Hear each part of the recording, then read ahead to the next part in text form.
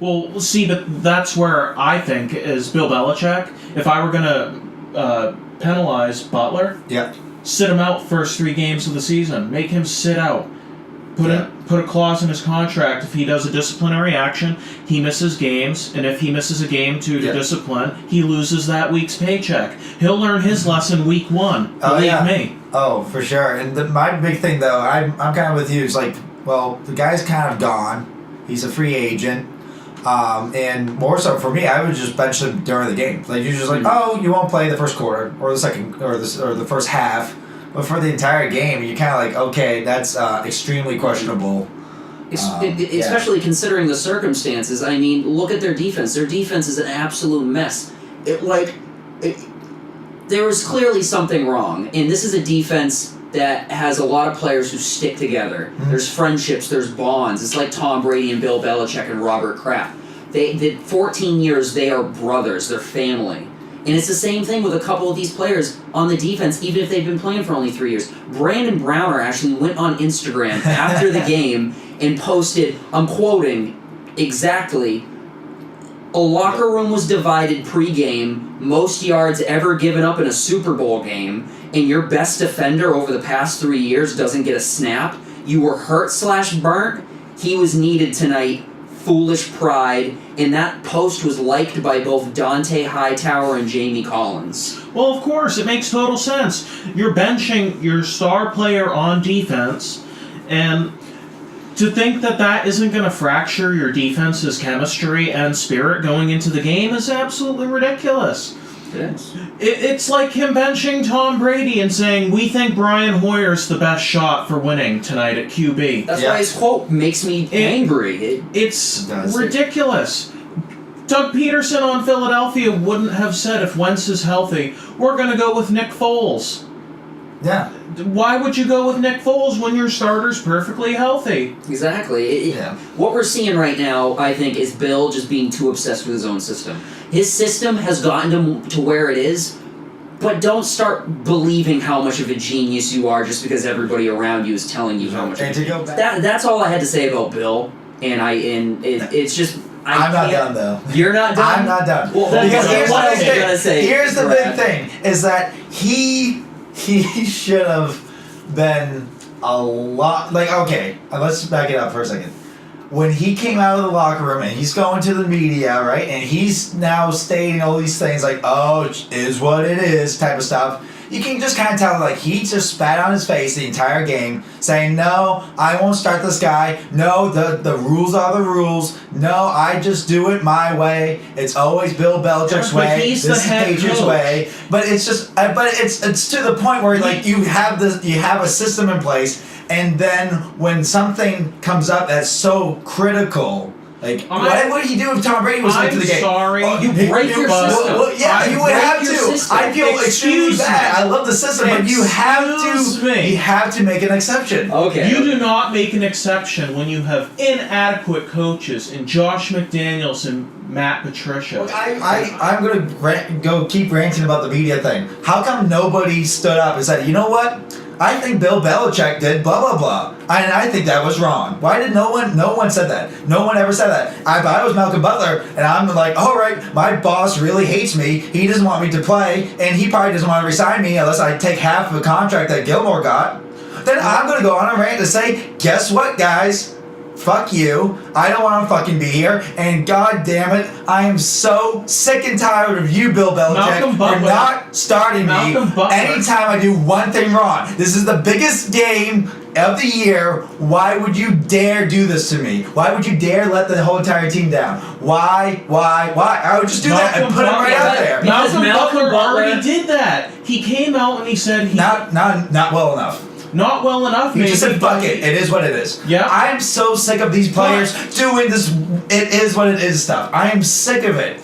They don't do anything. Head coach in case you stay. You can't alienate your coach. I will alienate him if he was being like that to me. Cost the entire game. And then you end up like Jamie Collins and you won't be on the team. Yeah, but no, he's a free agent. He can go wherever he wants. He follows Matt Patricia. But he's not on a team. Dude, Jamie Collins is on the Browns going 0-16. He's won what? One game since he's went there? Yeah, but he was traded. Yeah, he's on the Browns. Where he can't be traded. This one can't be traded. He has his big buddy now. Jamie Collins is clearly a player who has spent more time he spent more time complaining, just like Brandon Browner all over Instagram. He had 10 posts on Instagram. Yeah, where's Browner now? Where is Browner now? Once again, I gave Bill his credit, and I'm not trashing Bill's career, and neither is Bradley as far as I'm concerned. We're not. We're trashing him for this one performance because it is literally the day after the Super Bowl, and as fans of football, as football junkies, we have the right to be able to trash a coach for his performance. And I have to go ahead and say this, which is there's two extremes in coaching. You see it both in the Seahawks and the New England Patriots. You have this New England Patriots way, it's very militaristic. Mm-hmm. These are the rules. You have to go by the rules. You follow the rules. Everything's by the book type of stuff, right? This is a hard line thing. You work hard, and that's that, right? That's all we do. We work hard, we play hard. And then you have the Seahawks, which is very optimistic, positive thinking. We're going to work this out. It's a very friendly environment. This, that, and so then all of a sudden you have this one side, Bill Belichick's side, which is like harsh punishments over petty things, like being late by 3 minutes or whatever it was. Yeah. And then you have the other side of Pete Carroll, which is, it's okay. We'll work this out. It's okay. But then here's the biggest thing that I want to make. Okay, all right, real quick. This is the biggest thing about this whole thing, which is when it comes to the media, which Bill Belichick is close lip, doesn't say much, and that's okay for the most part. We've kind of accepted that. But then when somebody says, "Bill, do you want to take any blame for your decision making?" and he pretty much says no. He just says no. He says no. The best players. But then you have Pete Carroll, and he says, "I'm sorry, Seattle, that I lost the game for you guys because I went with a decision that went wrong, and I'm sorry." But we also saw the problem with Pete Carroll's coaching system. There are problems with both because they're both, one's too harsh and some players can't handle that, and the other one's too lenient, so you allow locker room cancers. We've seen too many cancers in the Seahawks locker room, and that's why the Legion of Boom's been going boom for the last few years now. Yeah. But it's just that... they're turning on each other in practice all the time. We have it on camera. This isn't like, We have to realize there's no proven method for traditionally successful coaching. The most successful coaching we've seen is Bill Belichick because his way works and he has the staff around him that accepts that. Okay. And he only signs players that accept it. And I really think that the way we've seen Butler conduct himself the last few years, he's not a cancer.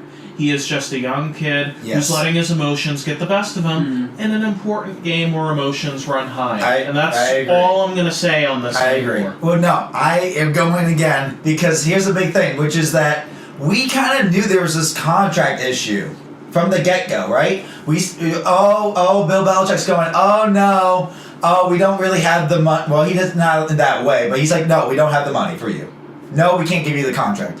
Then what does he do? He goes into the offseason, he signs Gilmore to like the largest cornerback contract or whatever, and then Malcolm Butler's like, hey, can I get a contract? He's like, it's not in the budget. It's like, but we just got Gilmore. Well, and I understand that Bill Belichick's only willing to pay Malcolm Butler as much as he necessarily has to, but you have to know that would be, you would have to have known that would have been a problem. Yeah.